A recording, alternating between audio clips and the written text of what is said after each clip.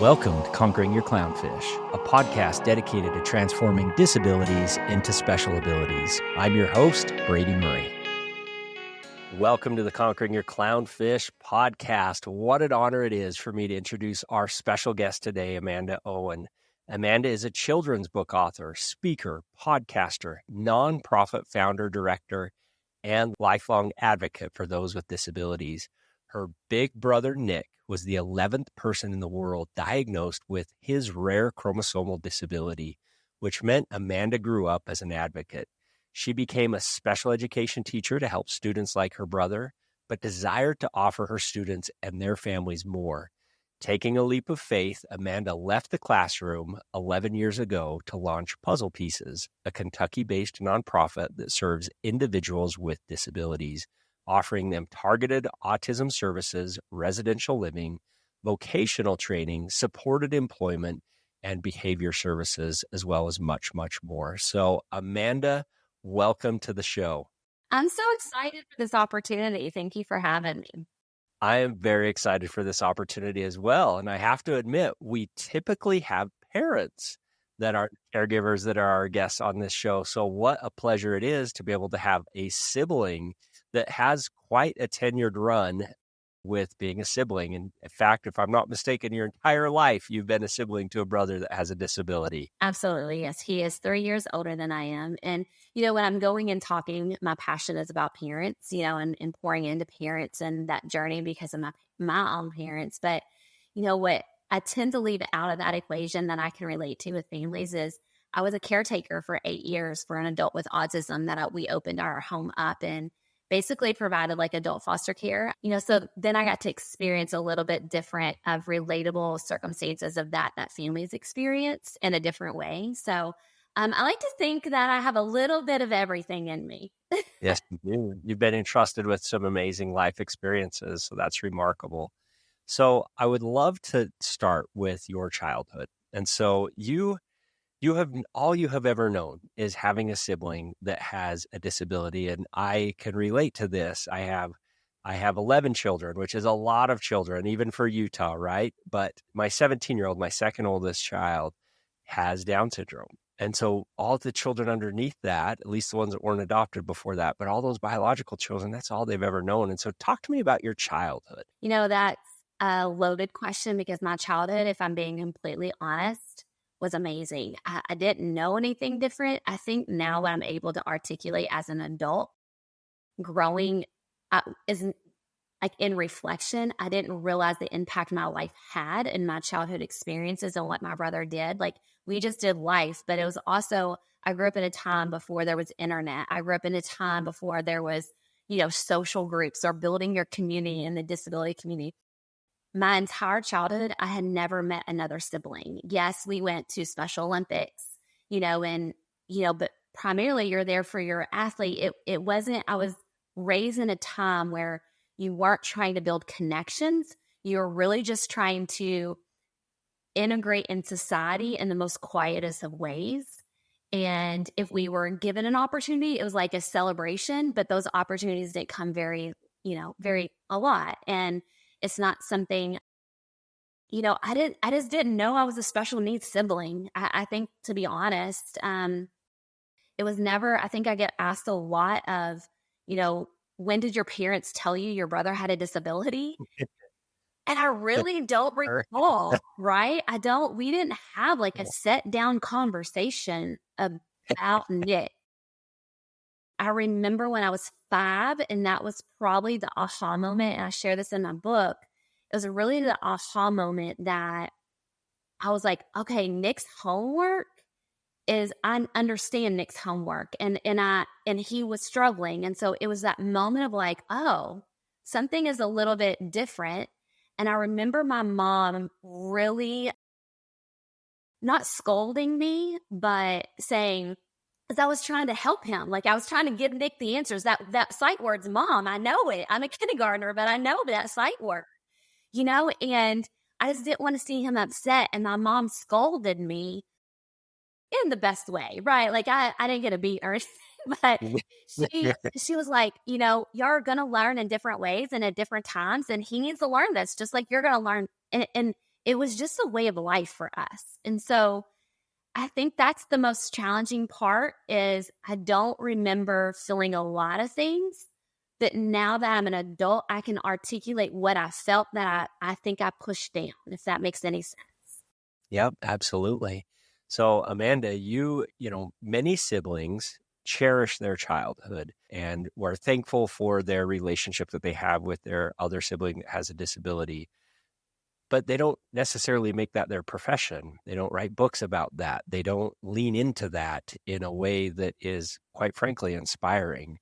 And so what was that for you? Why did you decide to serve in this capacity and serve in this way? In fact, if you could share about that, that would be great. I think, I always say that my brother has inspired my journey and what I do and the opportunities and the doors I try to open for those individuals with disabilities is really about my brother. He's my why. But if I'm being really honest and vulnerable, I think that it's what I saw my parents go through.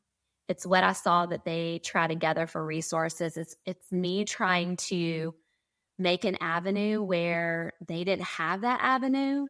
And I saw so much advocacy. My mom, of course, I didn't know what that word, I didn't know what advocate meant. It's not like my mom wasn't having a social media Facebook page or a podcast or, she wasn't calling herself an advocate. But really what she was standing for, when Nick struggled in school and there was no books that he could read when he went into middle school, like she championed the school, or not championed, she challenged the school. He's bringing books home he can't read. Like he should have the ability to have books that is on his reading level, even though he's in middle school. So like my mom changed the game. He started then that she changed the way that books were offered. When we found him that he was being punished in a refrigerator box, she challenged that. And there was curtains. I remember going to school with my brother in elementary school, and there was curtains that were pulled over the doors. I remember this very vividly. And a kid in my grade had asked, he said, "That's where your brother goes, right? Why do they hide him away? Like, what's about him that they hide him away?" I just grew up in a different era. And really, we still have some of those very similar challenges today. We're just able to talk about those a little bit more than what we did back then. It was just a way that we had to accept and move on.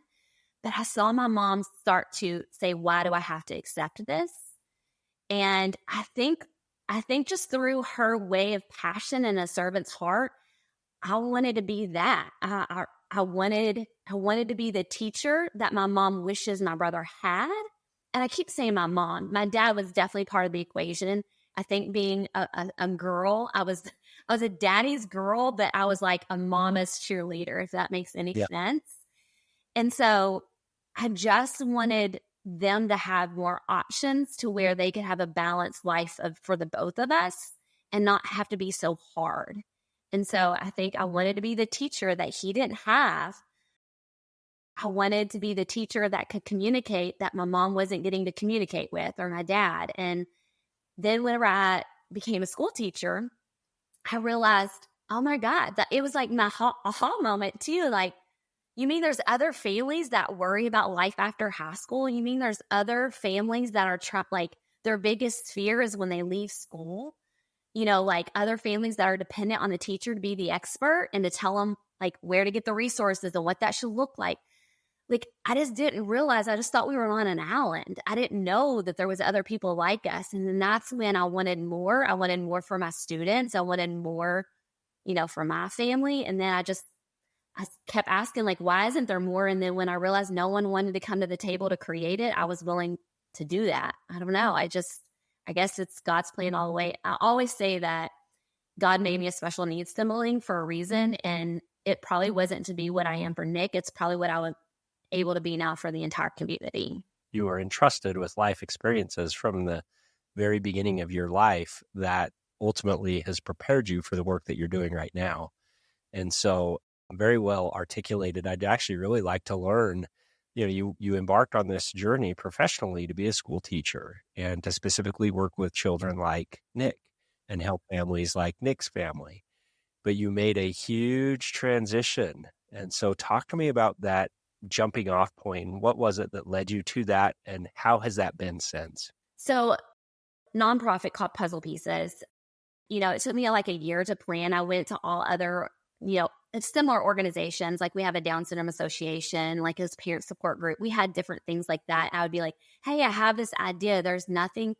When my brother graduated high school, that's when the gap got continued to get wider. And for those parents that are listening, you understand the gap that I'm talking about. It gets harder, and when middle school and high school, their peers start to take off, and you start seeing maybe a plateau of like, okay, here's reality. I think in the early years, we were just chasing milestones. Like the first time he walks, the first time he, like he can do this by himself, he can do that by himself. But then it wasn't we were chasing milestones anymore. We were just trying to find like happiness and ways to make him happy and connected. And when he graduated high school, that's when it just got like this wake up call. Like he didn't have anything. And I think the hardest, I cry every time I say like to share this. So, allow me grace through it. But the hardest thing that I had to do, and I think what was that, the feeling is I left for college and I had to leave him. I had to leave my parents to do it. They never expected me to do anything to support them. They were the parents and I got to be the sibling, and I'm very grateful for their approach. But I still was leaving them. And so I think I remember that feeling from my family of Nick saw me as a sibling move on. And that's when his behavior start to escalate. And we always say behavior is a form of communication. He wasn't able to articulate, I'm mad. Like, why did she go and I'm here? Because he really wants to be at home. He really he's very much a mama's boy. But it started to arise like this internal, and it was maybe missing me or that comfort or that routine, or, we're no longer a family of four. And so I think remembering that has really championed what I wanted for Puzzle Pieces. And that was when kids started graduating high school, I wanted to be a piece of their puzzle. Like I didn't want to solve the world, but it just started off of what I wish my brother had, like a place he could go that was outside of family, that he could create his own friends. He could create his own sense of being. And then his life wasn't centered around what was happening at home. He had a different story. Like when we were coming to the dinner table, I was talking about college and he was able to talk about his stuff. Yep. I just wanted that. I wanted, school provided so much of a purpose, of a routine in a community that was outside the family. I wanted that for him, but then I realized I wanted that for my students. I wanted a place of belonging while they could build skills. Like, we weren't working on many skills anymore. Everything was meant for my parents to fill the gap of where school left off. And that's really hard and challenging, especially if you have the working family. Yep. So really, I know I'm long-winded, but that is that feeling of what we went through as a family after high school never left me. And so I wanted that to start for Puzzle Pieces. I wanted a social place. And then really that was 11 years ago. And the needs kept showcasing up. Like a door, I kept praying, like keep opening the doors that are supposed to be opening and shutting the doors that's supposed to be shut. And I always tell everybody, I feel like I'm in a revolving door. Like I can't even keep up with all the doors that he's opening for, because the need is so high. And when I feel like you can meet the need, so now we offer like we have placed 110 people with disabilities into our local workforce, like in my own local community, like having full-time jobs with benefits.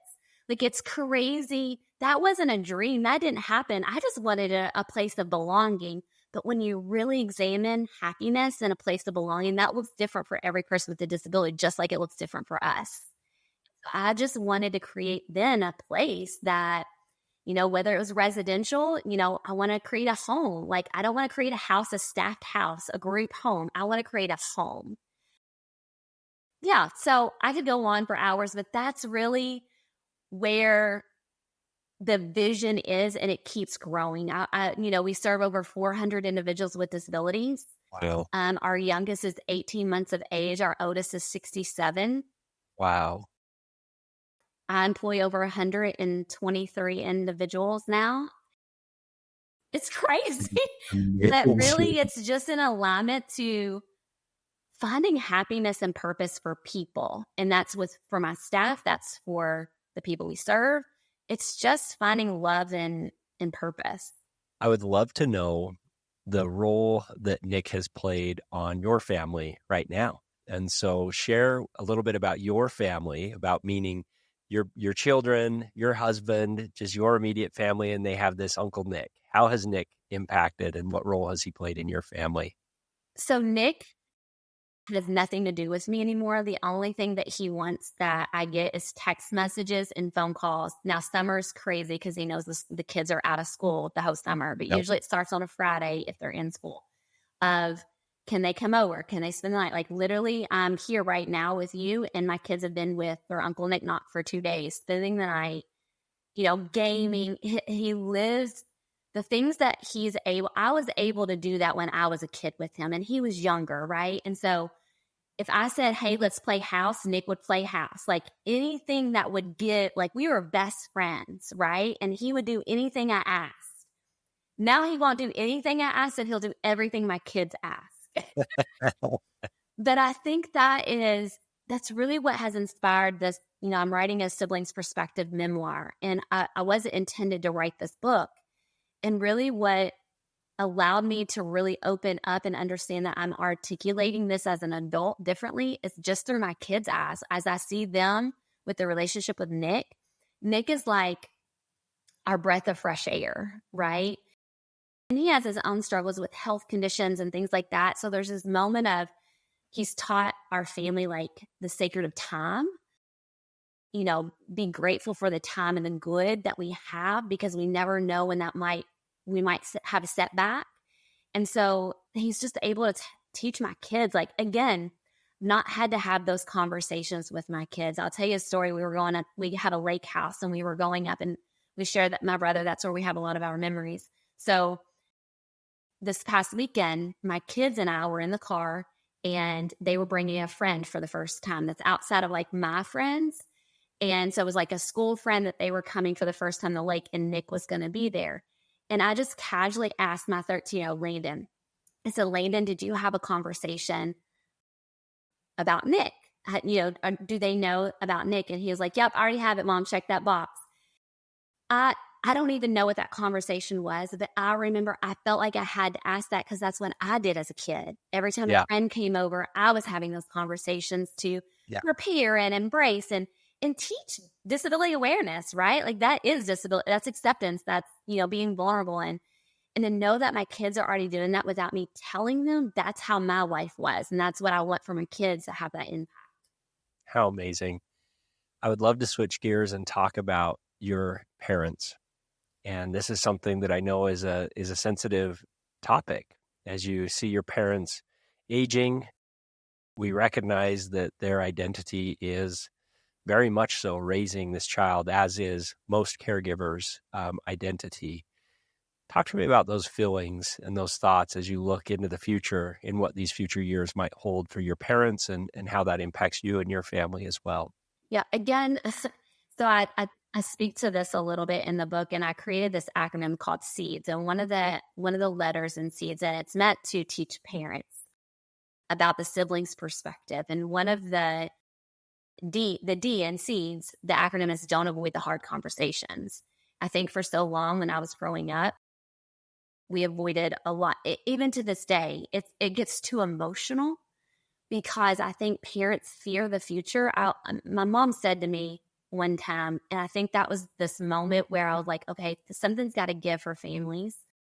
And I understand it. It's going to sound awful, but I feel like parents can relate to what my mom's meaning, not that she would ever harm my brother. But my mom said, if I knew it was my last day on earth, don't think I wouldn't take your brother with me, because no one would be able to care for him the way that I care and love for him. And I don't want families to feel that way. I don't want my mom to feel that way. And I think that the hard conversation that we didn't have, she never had to ask me whether I was going to be his future caregiver. It was always just, this was it. I mean, even when I got married, it was a conversation that my mom don't even know about. My mom and my dad don't even know about those conversations. But it was always just understood. We just never had. So I think the conversations now that we're older, well, I'm preaching to my parents all the time, like, start drinking more water. Like, I'm not ready for you to go yet. Like, we as a family already know, like, when we buy home, like when we have bought our house, like all the life that we're doing, we know that it's to be a future caregiver. And that's not, I think my parents feel guilt about that. And so therefore there's not a conversation a lot of times that get about that. And I wish there was a little bit easier, but for my family and our dynamics, that's just been a harder conversation to have. We know what the future is going to hold. I know what's in the will. I know the financials. I know all the need to, but what I would love to be able to have as a sibling is, I always encourage families to do this, is if it's hard for you to have the conversations of like, just a random, we think of what we have to know. Like, here's their social security number. Here's their SSI. Here's their doctors. We think of all the easies, right? Of like the no-brainers, I call those, of where to find the information. But what we don't think about, what I think is the questions I would want to ask, like my parents, like, what if Nick becomes sick with cancer? Like, how would you handle that? Like, how would you tell him? Like, when I'm trying to grieve your loss, how would you want me to help him grieve your loss? It's the things that you look to your parents for advice that I think I am fearing as it gets closer to the end, that I am fearing that I won't have my sounding board. Yep. Sometimes I'm my mom's sounding board or my dad's sounding board about Nick, but sometimes they don't want to talk about that because now I'm a more professional role, so they don't want to hear about it. I don't know if that makes it, but I'm more fearful of their health now. Not out of selfishness that I want my parents to live forever for me, but I'm scared. Like, when I lose my parents, I know I will lose my brother. Like, he will struggle worse than I will. And I know that I'll have to like figure out how to be his strength. So will I ever get to grieve my own parents? It's almost like I'm preparing myself through that grieving process. Yep. My dad just turned 70, and that was a really hard hit for me because it's like closer to the other side. That sounds so morbid, but I think as special needs families, we think about life after more, but we just don't talk about it. So I just wish that my parents would leave like a journal. Like, here's the best advice. Like, on his happiest days, this is what it looks like. On the days that he's sad, this is what I would always tell him. Not the stuff that I don't always get to see, that they take for granted that they do, that I'll have to fill those gaps. I don't know if that's what you were asking me, but you got it. It's actually a very emotional topic for me because so professionally, I have worked as a financial planner for the last 22 years. And so those types of conversations are conversations that we have often with our clients, every day with our clients. And we need them to talk not just about the nuts and bolts of SSI or how you're going to get Social Security and what your retirement account looks like and everything else. It's more about those feelings, and in particular about their legacy and about those individuals with whom they're leaving behind. But for me, so as I shared, Nash is 17. It was around his 13th or so birthday when it really started to hit me that like Nash isn't going to move out when he's 18 and go to college per se. And, like there will be a day when mom and dad don't come home and we are Nash's world. We are his life. And what are we doing right now to prepare for that, to prepare our son for that, to prepare our children for that? What are all the T's that we need to cross? But how about from an emotional standpoint, how are we going to be able to prepare these individuals?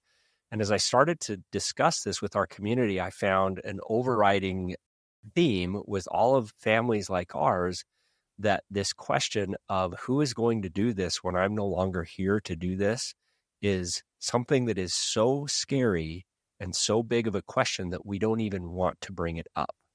Like it's like head in the sand type of approach. And so what you're sharing resonates very, very well with what I have seen with our communities as well. And you nailed it. That is why people don't want to talk about it, because they don't have the answer.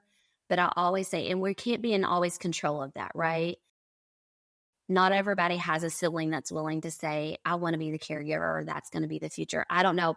Out of all my 400 families, even so far, I've probably had 60 that said, in my will, can you be the guardian? There's very creative ways that you can, like, I'm probably listed on more than I can probably count. I have a list somewhere of as the expert on the wheel, like as the expert, like that I don't get a say, but the family has to consult with me Yeah. to understand what they're missing, because the family values the insight that I have and that I've played in that. Like for some of the people that are my nonprofit, I've known them since they were babies, right? And so I'm kind of the expert within the wheel. So like before a sibling can say they're going to go in this group home, or, they're going to come and say, here, I'm going to move them across the states. Like I'm just being able to consult, like I've had some of these conversations. This is what you need to think through. Not that I have any say in that, but so there's definitely some creative ways. But going back to what you were saying is, I think when a family, this is what I always coach people on, is when you don't feel like you have the control and you want to shut it out, then just leave a letter, like leave that journal to the future, whoever that might be. Let them know, because that's the only thing you can be in control of. That journal becomes the legacy of somewhat of comfort of knowing, well, at least they'll have my words. At least they'll know what I want. At least they'll know the heart in which I prioritize the happiness of my child, no matter where they end up. And so like, that's what, and now that that I have group homes and we staff, we serve a lot in our residential settings. I've walked a lot of families, a lot of siblings through this journey. And that's the one thing. It always goes, all the nuts and the bolts are all figured out. It's just, they're sad. And, we found out from one that mom used to just cuddle up and sing her a song. Well, we didn't even know the song, so like we had to create a new routine. But if we knew that would be like powerful stuff. Yes. Know that. And so it's just the things that you don't think of that we take for granted in our family. Like we've learned to figure it out, and we don't realize how crucial that is for the happiness of our loved. You're absolutely right. And oftentimes when we think planning, we go towards the wills, the trusts, the financial plan, the legal side. Yes, those are important. But what's most important is what you just said. Like, what's that song that mom used to sing every night before they went to bed? Those are the things that are the most important. And you hit it right on the head. I have one more question that I'd like to ask you. You are a visionary, and not just a visionary, but somebody that takes a vision and puts it into action. And so I want to commend you for the work that you're doing for our community and for your bravery and courage to go from where you were, where you had safety and security and a clear path, and what the world and society would encourage you to continue down that safe and secure path. And you jumped into a place of pure chaos and unknowns, and look at what you've done with that. So that's amazing. But you still have a lot of work that you get to do. You still have a runway of impact that you are going to be able to have. And so the question is, if you could wave your magic wand and say, fast forward 5 years, 10 years, 15 years, 20 years, and have this impact on your local community, but the disability community as a whole, what would that impact be? What is that magic wand that you could change society to do X?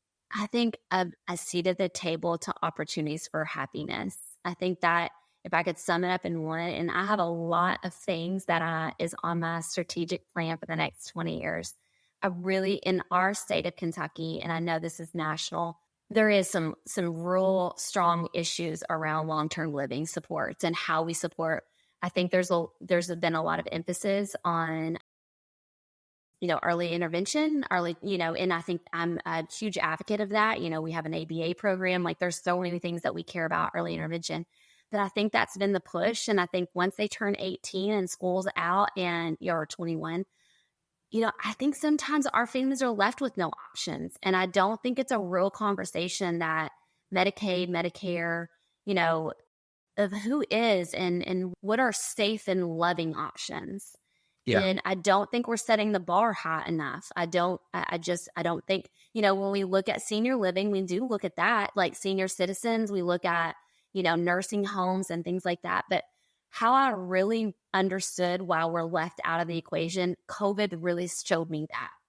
Yep. Because those with disabilities were left out of the conversation as it pertained to education, as it was pertaining to living. We were shut down for 4 months as a nonprofit of our services. Parents lost their jobs because daycares didn't shut down, right? Like they turned into virtual learning and that wasn't realistic. It was an afterthought. And if I could do a magic wand, I mean, yes, I have like food trucks and all these things that I want to do, but really the advocacy is individuals with disabilities, because medicine is improving, are living longer. My brother's life expectancy was 30. He is 43, which is amazing. I would never want him to only live till 30. But there's a real problem we have in this society is we're speaking inclusion, acceptance, and love, but who is ready? We've talked about foster care. We talk about substance abuse. We talk about homelessness. We care a lot about these topics, but really individuals with disabilities are in all those topics. And we're really not shedding light on helping families to solve that and putting too much emphasis on the families to solve it for themselves. And I just don't think that's realistic. Amen to that. I truly believe that the disability community is one of the most, if not the most, underserved and overlooked communities that exists in our entire country. And what you just described on what happened in COVID demonstrates that better than I think anything that you could have shared in the recent past. So you're spot on. Yeah, you're spot on. This has been a tremendous pleasure and something that I just feel energized and excited to continue to push forward in serving our community. I feel like it would be wonderful to have you as a guest again, because there's so many other questions and topics that I'd love to dive into. But for now, I want to tell you, thank you, Amanda, for the work that you are doing. And thank you again for being a guest. No, thank you. I appreciate your time. I would love to come back. We will plan on it. Thanks for listening to this episode of Conquering Your Clownfish. If you liked what we discussed on the podcast today and want to continue the conversation, please visit us at conqueringyourclownfish.com. And please don't forget to subscribe.